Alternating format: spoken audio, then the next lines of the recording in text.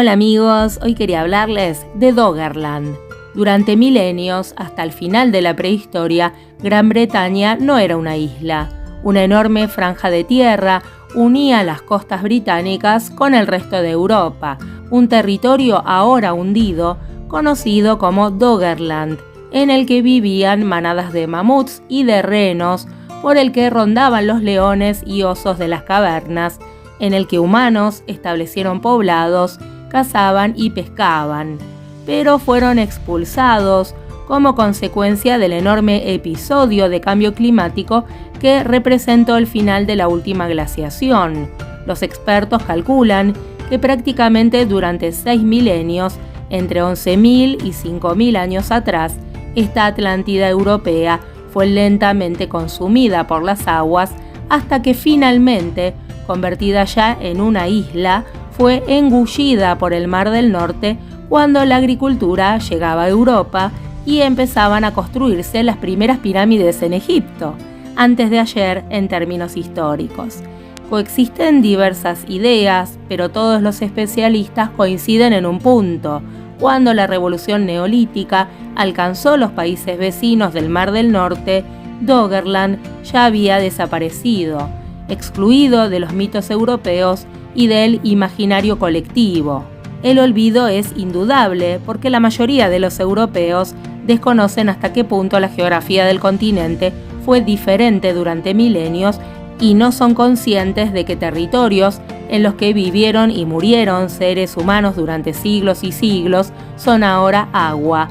Doggerland ha regresado con una crisis climática desbocada porque el agua ha comenzado a subir de nuevo. Sabemos que las islas del Océano Pacífico están desapareciendo. El espacio vital de sus habitantes se reduce cada año. Todavía la gente en Europa no se siente tan amenazada, pero al ritmo que el Ártico se derrite, pronto lo hará.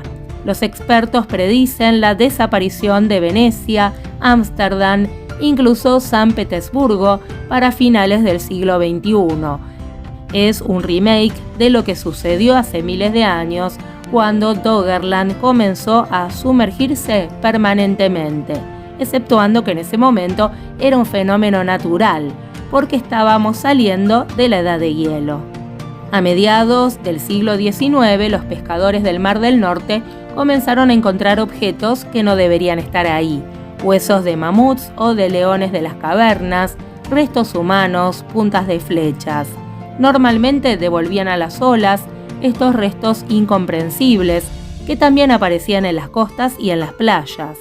En 1931, un barco sacó una punta de lanza que se pudo datar en unos 14.000 años, cuando aquel espacio era una inmensa tundra helada, todavía en medio de la edad de hielo.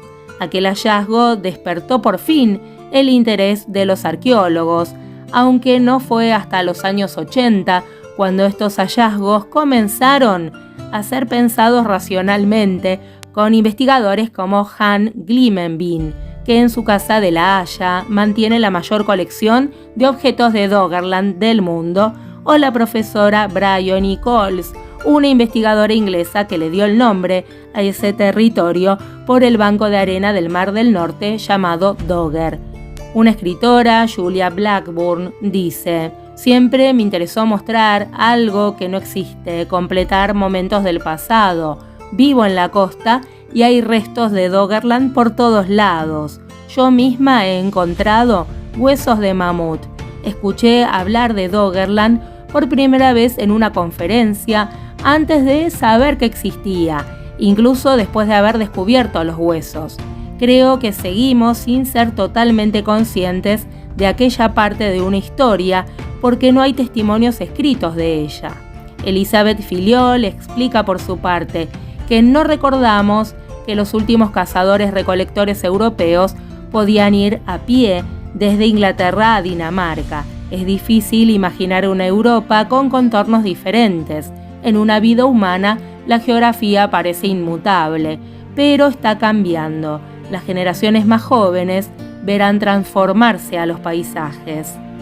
La industria petrolera ha tenido un papel esencial en el paulatino redescubrimiento de Doggerland porque las prospecciones en el Mar del Norte permitieron estudiar el suelo marino, analizar los sedimentos a mucha profundidad para tratar de comprender cómo se produjo la inundación.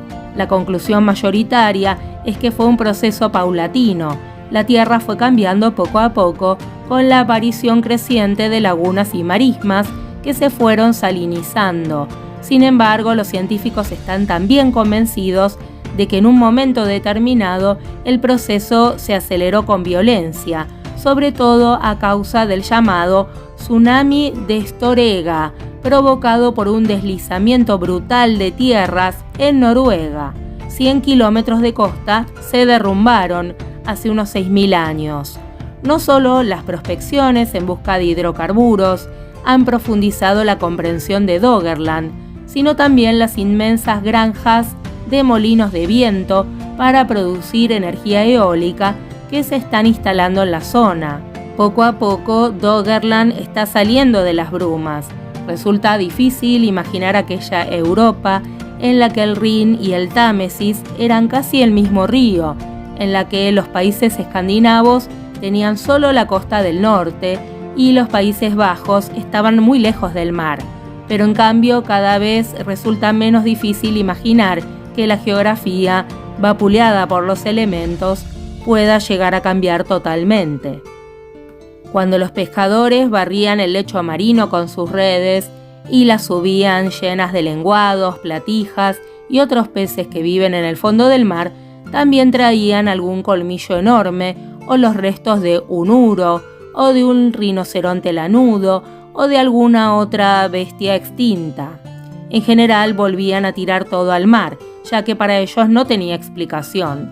Mucho tiempo después, Dick Moll, un aficionado a la paleontología, convenció a los pescadores para que le dieran estos huesos y también tomaran nota de las coordenadas exactas del lugar donde los habían encontrado. En 1985, un capitán le entregó una mandíbula humana completa, perfectamente conservada, con los molares desgastados.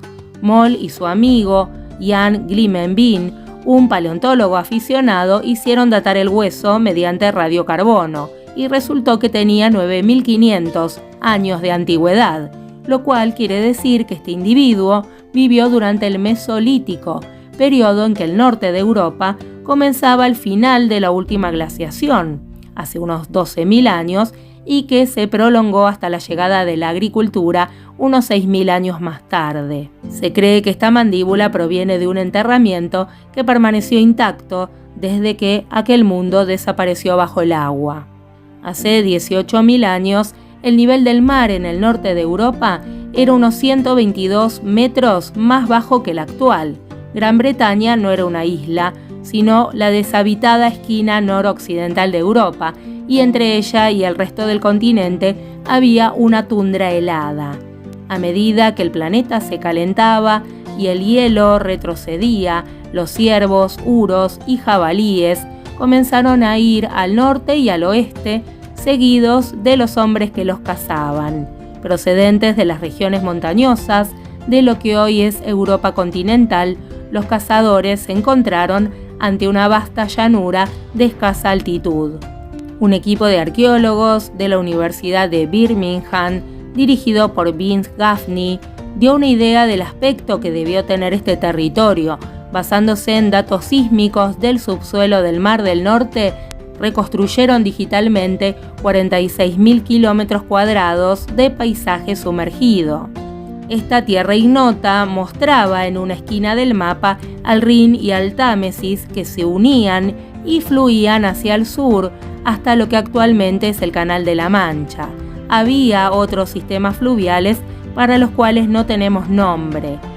La publicación en el año 2007 de la primera parte de este mapa permitió a los arqueólogos ver por primera vez el mundo mesolítico e identificar la probable ubicación de algunos asentamientos con vistas a una posible excavación, hace unos 8.200 años, tras milenios de una ininterrumpida crecida del mar, una inmensa descarga de agua de deshielo procedente de un gigantesco lago glaciar norteamericano, el Agassiz, causó una subida del nivel del mar en más de 60 centímetros. Por si este panorama no fuera bastante dramático, casi al mismo tiempo un deslizamiento submarino cerca de la costa de Noruega, conocido como deslizamiento de Storega, provocó un tsunami que inundó todo el litoral del norte de Europa. Bueno amigos, espero que les haya gustado este tema que les traje hoy. Cuéntenme, ¿ustedes conocían esta tierra europea llamada Doggerland? Si la conocían, cuéntenmelo en los comentarios y si no la conocían también. Si les gustó la información, los vuelvo a encontrar otro día. Un fuerte abrazo.